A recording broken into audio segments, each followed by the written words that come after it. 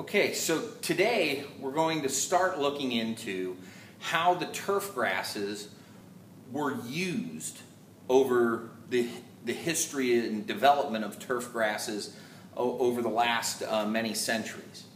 So the first thing that we're going to address is the use of grasses in ancient gardens, and then get into the early beginnings of the European lawn in this lecture, and then in the next lecture we're going to talk about the more modern European lawn. So the ancient gardens was where we first see the development of what we would call lawns. The Persian gardens of the Middle East were low-growing, flowering dicots for the most part, so not grasses. The Greeks and the Romans then adapted them as they gained their empires and came into contact with the Persians of the Middle East and saw their pleasure gardens. They started adapting those to their pleasure gardens and their areas of their monuments and so on. And those gardens were generally low-growing, flowering plants. So again, if there were grasses present, they were probably present more as weedy species than anything else. We also see the development of grazed grasslands that were used for hunting and livestock use in the European royalty and other imperial aristocratic society. And these grasslands were predominantly grass, grazed by livestock and wild game, and used for hunting, for pleasure and sport of the royalty and aristocratic class. So that's kind of where we're at when it comes to the development of gardens. In the 1100s or the 12th century, most of the gardens that we find in Europe are low-growing monastic gardens in monasteries. The religious class had great power and great standing in society at this time. And the monasteries were where books and writings and all those kinds of things took place. And so those monks had access to education, and so growing plants was something that they did and did as part of their hobby or pleasure time. And when we look at the translation of some of these writings, some of the non-English writings, translators use the word lawn or turf for the first time in the writings of the 1100s, but it's not clear if they were talking about grasses. It's more likely that they were talking about low-growing herbaceous plants. And that's mostly because the poems and the writings of that time refer to fragrant, aromatic plants. So it's likely that these plants were things like chamomile, yarrow, thyme, pennyroyal, and that if the grasses, again, like I said before, were present, they were probably present as weedy species in what was otherwise a dicot type of community.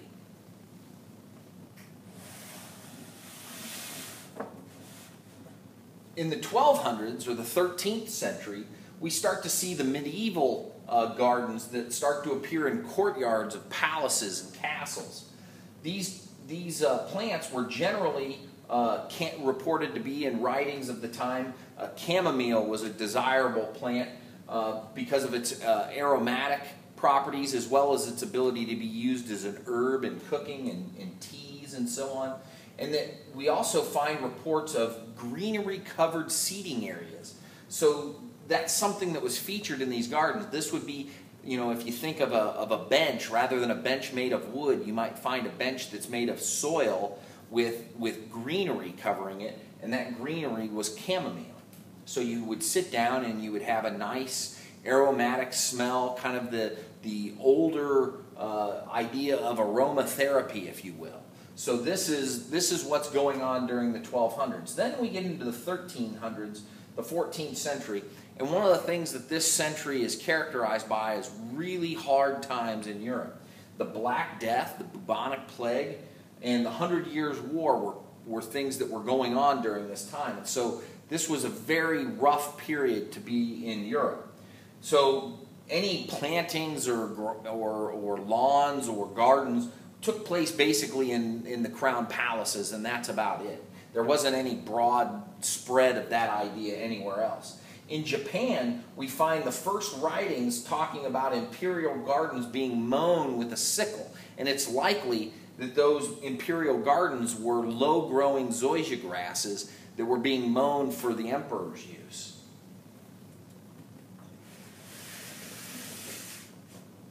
In the 1400s or the 15th century, the Renaissance begins to take place, where that's the Enlightenment and the explosion of scientific thought and culture and commerce. We get cities developing in Europe and travel between cities. So this is a big time for the development of gardens. But the key thing to remember is that even at this point, the gardens are still used primarily for the wealthy and for the monastic religious class, the monks. That's who's doing the gardening and the planting and the growing of plants. In the 1500s or the 16th century, we start to see, as the Renaissance takes hold and firmly establishes itself, villages and cities being developed. We start to see the development of what is called the village green or the village common. This is something that is still to this day very well entrenched in the development of a city or town or village. If we think about even in Knoxville, Market Square has a small plat of grass that is technically the village common. If we go out onto the East Coast and look at some of the old colonial cities, you'll find the village green or the village common all over those cities throughout the East Coast from the colonial times. This was considered to be a meeting area, an area for moderate recreation when there was time, and also a common area for grazing of livestock for the townsfolk. Because we didn't have a large agricultural area, that was where we put our livestock to graze them so that we could develop the animals for food.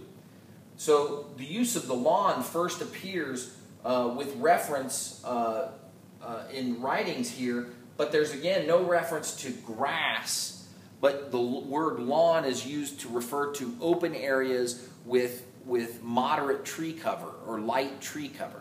So it's likely that what was growing in those areas were some form of grasses underneath the trees in those open, more open areas. It wasn't a forest. But again, even at this point, another 100 years later, we're still talking about just the wealthy, the gentried classes of society.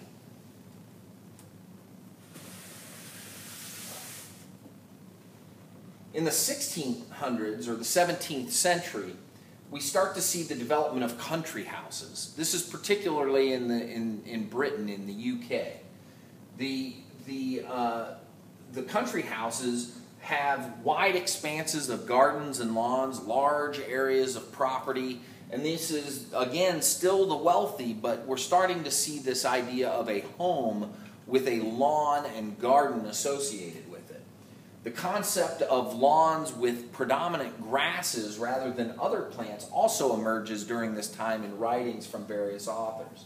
A book in 1676 by Moses Cook about landscape design talks about lawns being desirable as being of 1 acre or more.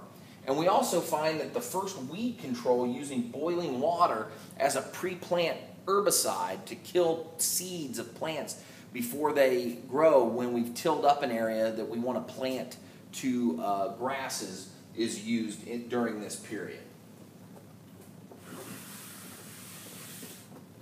In 1665, John Rea, in his book, talks about and makes suggestions on the making of a lawn and prepping an area for a lawn.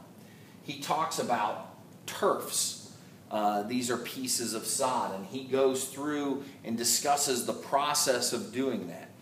In class, that's something that we're going to read and then discuss as a part of our classwork, because this passage, I think, captures this early development period of grasses and turf and using it as a lawn and so on. And one of the things that's very interesting is that I think that as you explore that passage and we talk about it in class, you'll find that for as much as things are different, there's a lot of things that are still almost exactly the same in terms of how we do things today as what was done back in the 1600s.